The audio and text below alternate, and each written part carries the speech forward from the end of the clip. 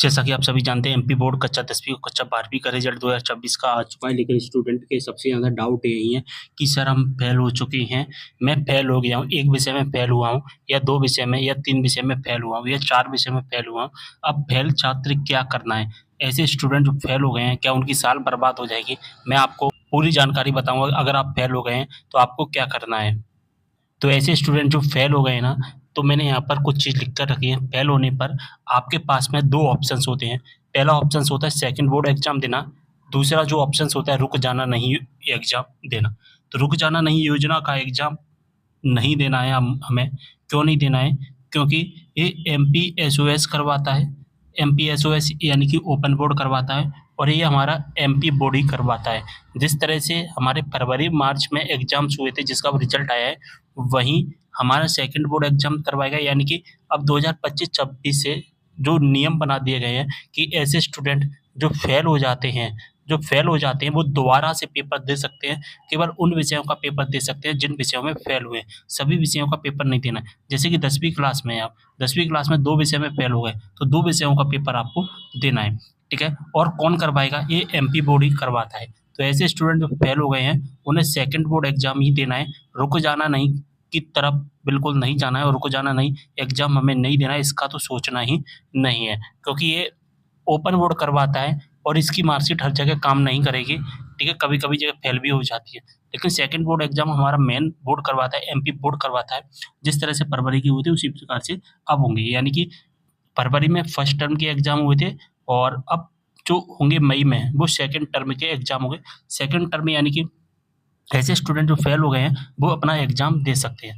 अब 10वीं क्लास में कितने विषयों का पेपर देना है और 12वीं क्लास में कितने विषयों का पेपर देना होगा, वो मैं आपको बताऊँगा। और सेकंड बोर्ड एग्ज़ाम कब होंगे, पेपर कब होंगे, फीस कितनी लगेगी, ठीक है? टाइम टेबल क्या है, सारी चीज़ मैं आपको इस वीडियो में बताऊँगा, ठीक है? सबसे पहले हम 12वीं क्लास का बात कर लेते हैं। 12वीं क्लास में 5 सब्जेक्ट होते हैं।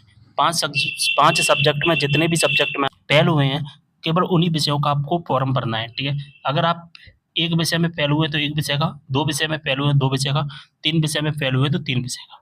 अब 10वीं वाले ज़रा ध्यान से सुनना, 10वीं वाले स्टूडेंटों को क्या करना है, ऐसे स्टूडेंट जिनके कोई एक विषय में हैच या एपीआईएल दिखाई दे रहा है, तो आपको एक विषय का फॉर्म ही भरना है, ठीक है? या दूसरा विषय हो गया, अब दूसरे विषय में भी एपीआईएल दिखाई दे रहा है, तीसरा विषय है या जिसमें एपीएलडीटीएस दिखाई दे रहा हो या एपीआईएल दिखाई दे रहा हो, दोनों का मतलब एक ही है, तो फिर तीनों विषयों का फॉर्म भरेगा, ठीक है? यानी कि जिन विषयों में फेल दिखाई दे रहा है, उन विषयों का फॉर्म भरेगा। अब ऐसे स्टूडेंट 10वीं क्लास में जो सबसे ज़्यादा डाउट क्रिएट करेंगे, 10वीं क्लास में सबसे ज़्यादा डाउट क्रिएट करेंगे वो स्टूडेंट हैं हमारे, ऐसे स्टूडेंट जिनका एक विषय में तो हैच दिख रहा है और दूसरा विषय जिसमें एपीआईएल दिख रहा है, तो फिर कितने विषयों का फॉर्म भरेगा? तो भी 2 विषयों का फॉर्म भरेगा। यानी कि अगर फेल लिखा है, तो फिर हैच वाले विषय का भी फॉर्म भरेगा।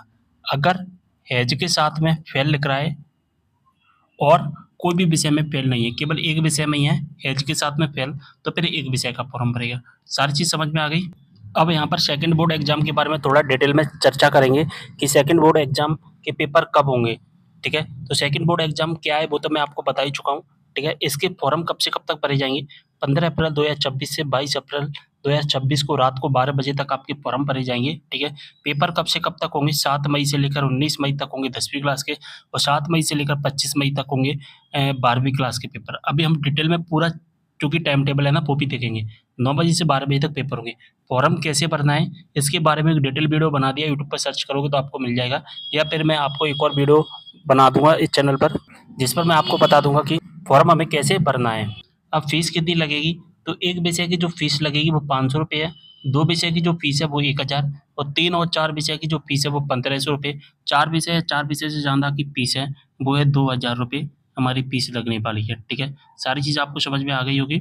चलिए, एक चीज़ मैं आपको बताने वाला था, देखिए एपीएलडीटीएच भी आपको दिखाई दे सकता है, एपीआईएल भी दिखाई दे सकता है और हैच के साथ में एपीएलडीटीएच भी दिखाई दे सकता है।